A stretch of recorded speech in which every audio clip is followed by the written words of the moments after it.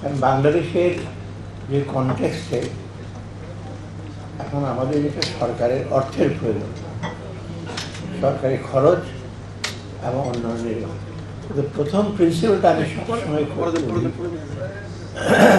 সরকার যেন কোনো রকম অর্থের অপচয় না, এটা সবচেয়ে বড় প্রিন্সিপাল।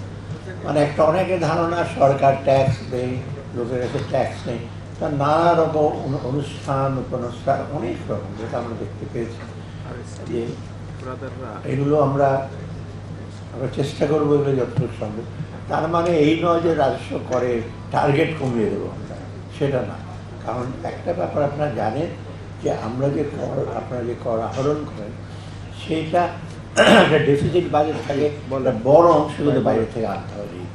এটা দিনের ব্যাপার। আমরা চেষ্টা করবো যতটুকু সম্ভব আমাদের নিজের অর্থে সংস্থান করে। তবে এটা ঠিক যে নিজেদের অর্থ হবে না, আমাদের বাইরে থেকে অর্থ আনতে হবে, আর অনেক রকম কারিগরি সহায়তা শুরু করতে হবে। করতে হবে, লক্ষ্য করতে হবে আমরা যেন পরমুখাপেক্ষী না হই। কথা আছে ইংরেজিতে, if your hand is somebody else's pocket, if he moves you have to move. আপনার হাতটা যদি আমার পকেটে থাকে, আমি ডান দিয়ে গেলে আপনিও যাবেন, বা দিয়ে গেলে আপনিও যাবেন, সেটা কিন্তু হারে হারে আমরা উপলব্ধি করছি।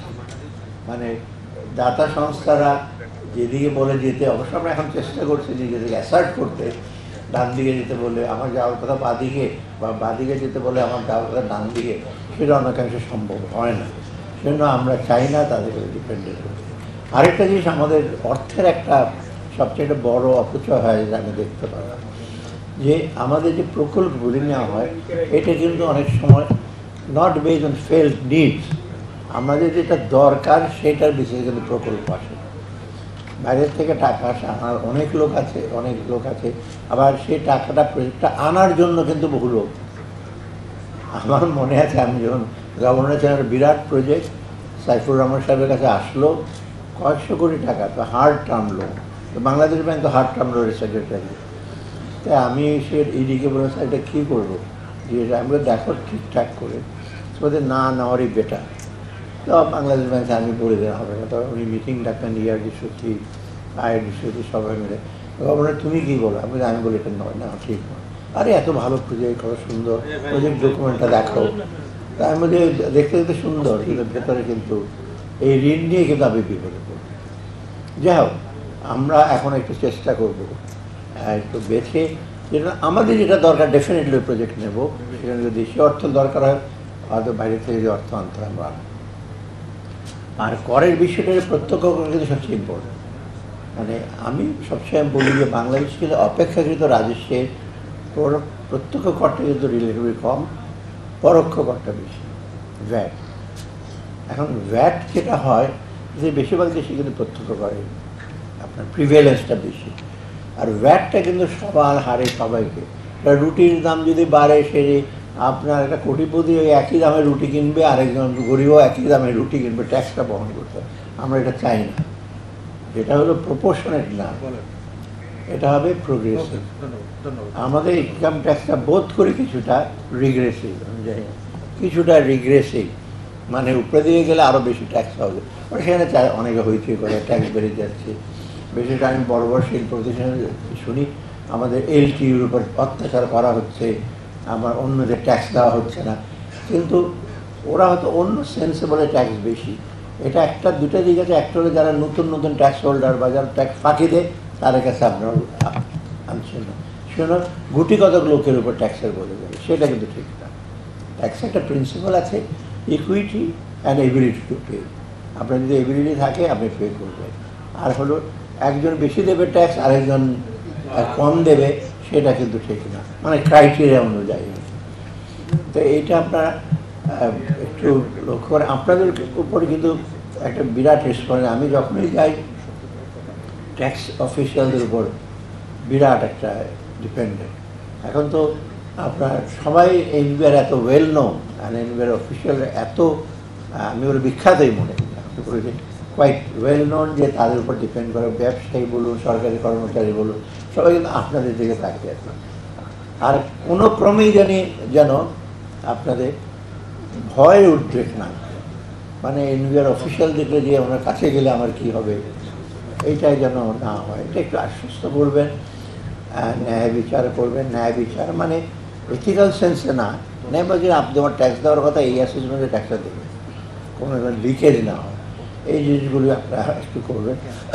আমি দেখি যে ট্যাক্স অফিসিয়ালে কিন্তু, আমি তো ফিল্ড লেভেলে কাজ করি, আগে এসডিও বাহাদুর বলতো, ডিসি বাহাদুর বলতো, এখন তো ওই এসডিও ডিসির সেটা কিন্তু কম, তারা কিন্তু সবচেয়ে বেশি কিন্তু ইম্পর্টেন্ট ইস্যু হলো আপনাদের ট্যাক্স, মানে ট্যাক্স অফিসার।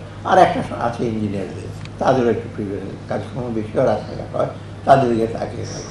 এখন ডিসির দিকে তাকালে ডিসিতে তো বেশিরভাগ প্রোটোকল ডিউটি করে আর অ্যাডমিনিস্ট্রেটিভ কিছু, তো সেদিকে আপনাদের গুরুত্বপূর্ণ।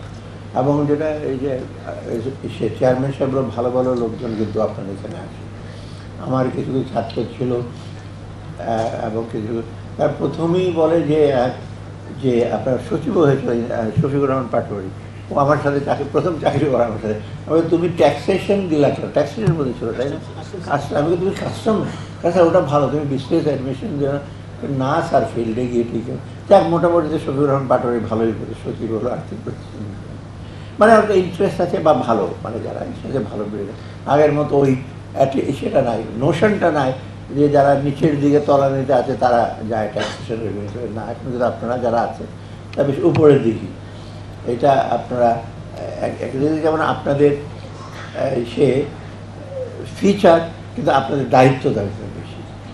আপনারা একটা ইম্পর্টেন্ট হিসেবে, কারণ বেশি আপনি ইম্পর্টেন্ট হন তো দায়িত্বটা বেশি লাগে।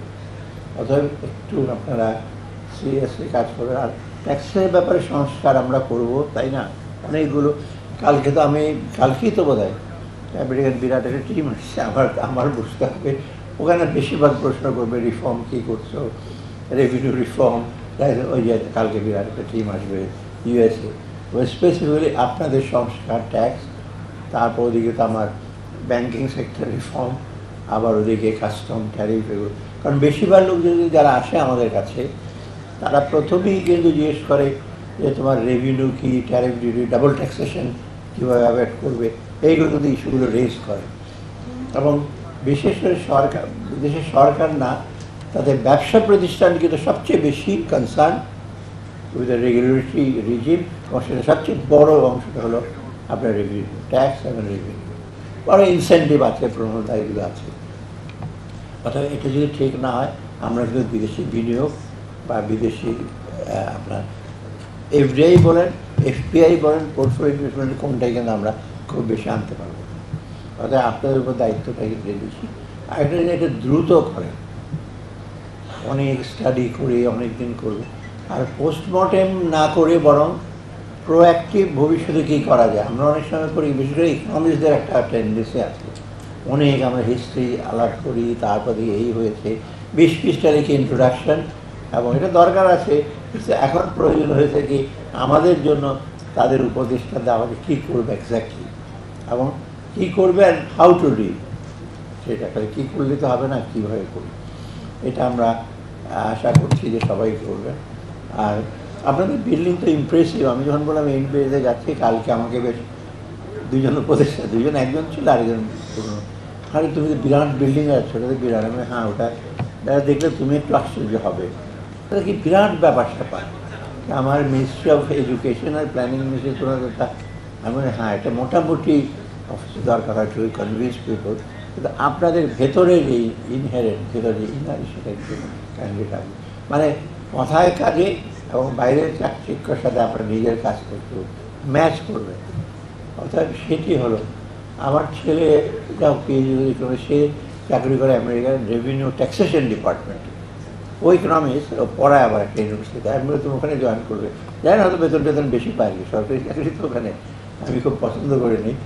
তো এসে বলে আমাদের খুব অসম্ভব গ্রোয়েলিং সোসাইটি, আমার সামারি লিখতে হয়, আর ওদের ট্যাক্সেশনকে চট করে চেয়ারম্যান বসে দিয়ে ওদের হিয়ারিং হয় অনেক বিভিন্ন ক্ষেত্রে। লোকাল লেভেলে ওদের হিয়ারিং বলে প্রিপেয়ার করতে হতে যান বেড়ে যায়।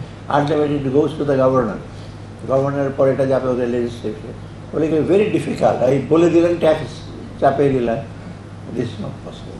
এখন লোকজনের কথাবার্তা শুনতে হয়। তো ও বলে আমি ছুটি, মানে আমি একটু যাবো আসলে, আমি ছুটি পাবো না।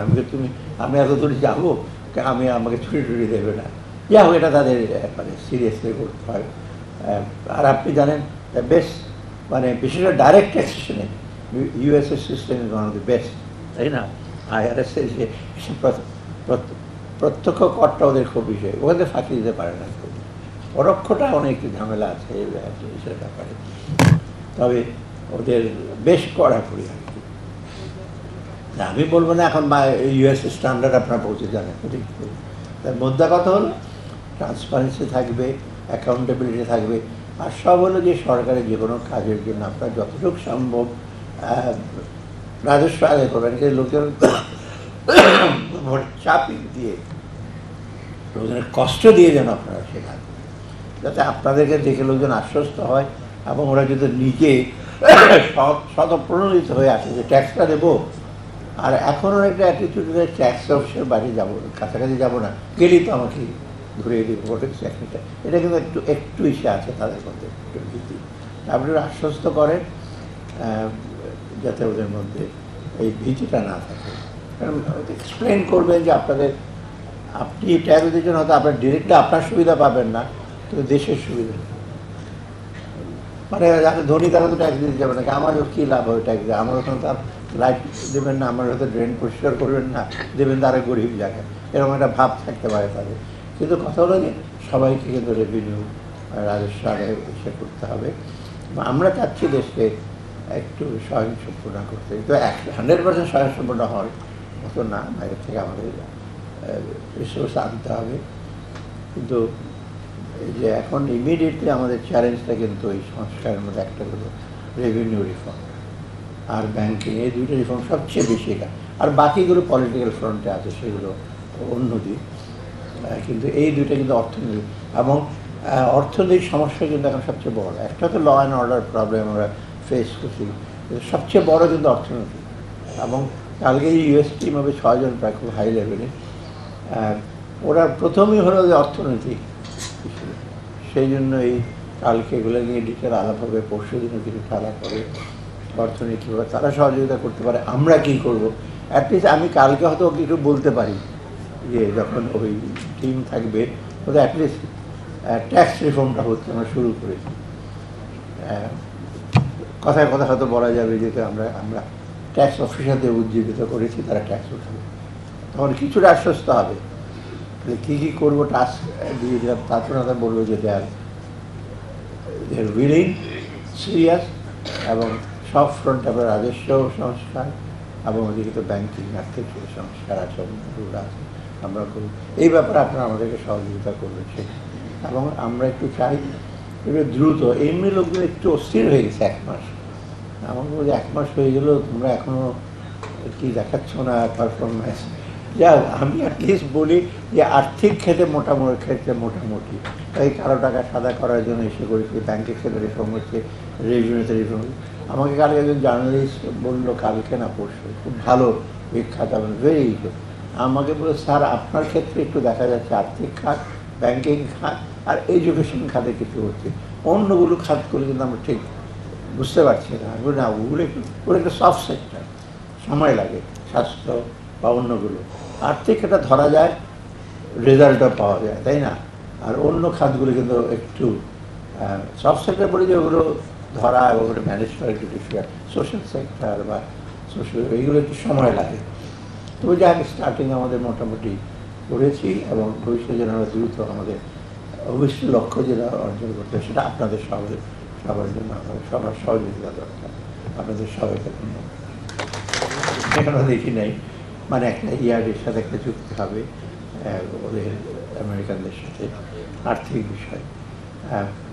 আমি একটু পরে চলে যেত, এর আগে আপনারা আসছেন কষ্ট করে, একটু সকালবেলা একটু প্রতিকূল আবহাওয়া অনেকটা, তাই না, বৃষ্টি হচ্ছে, এর মধ্যে আপনারা আসছেন, সবাইকে আবার ধন্যবাদ। এবং আমি এই ওয়ার্কশপ